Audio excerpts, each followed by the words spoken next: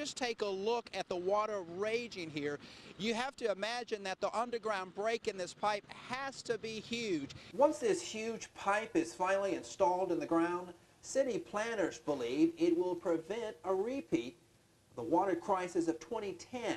Quite a bit of damage where we are. We've seen power poles and power lines actually stretching across the highway. Look at the asphalt. It's completely breaking away the asphalt, and there's a homeowner who lives right across the street. All of that water is completely flooding his front yard.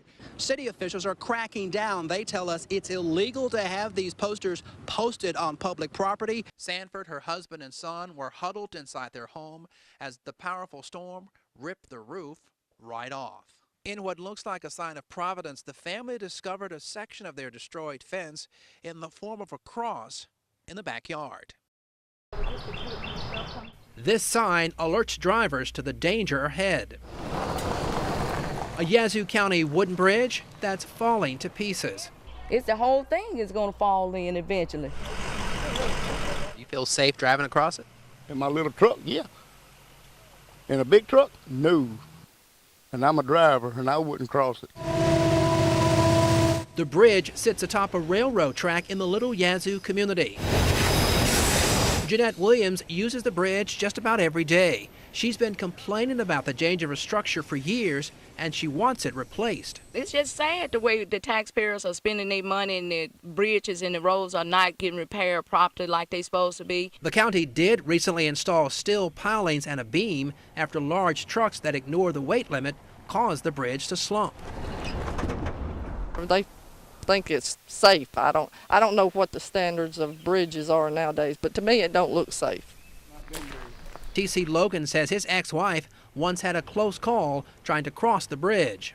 Was run off right here, and her car was dangling until somebody pulled her out before the car went over and rolled down there. But I think it needs to be more than just a wooden bridge up here. I think it should be concrete, because if the truck's going to keep on traveling across here, it's going to get worse and worse.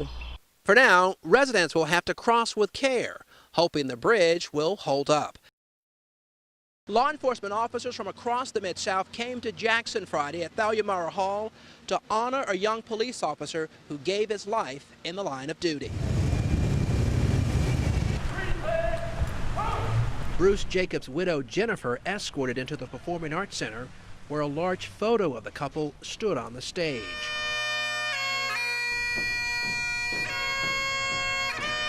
JPD chaplain Frank Thomas spoke for many attending the somber memorial service. Some have come to cry, others have come to ask questions, others may sit in stony silence because they're angry. Many angry at how the 35-year-old police officer, so full of life, lost his while on duty last weekend. By rendering a simple but profound duty of removing debris from the interstate. Mayor Chokwe Lumumba praising Jacob for his bravery and commitment. Such commitment is personified in his efforts to provide protection and to protect persons who he didn't even know.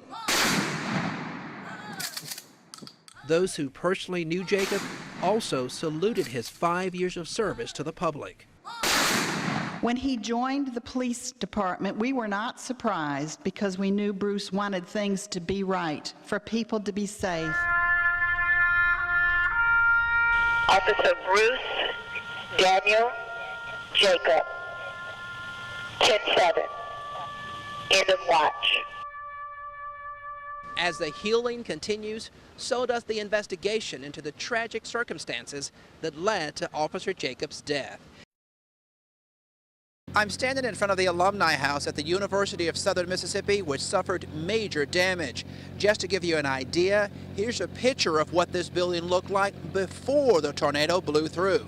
Unfortunately, there are similar scenes of devastation across the region.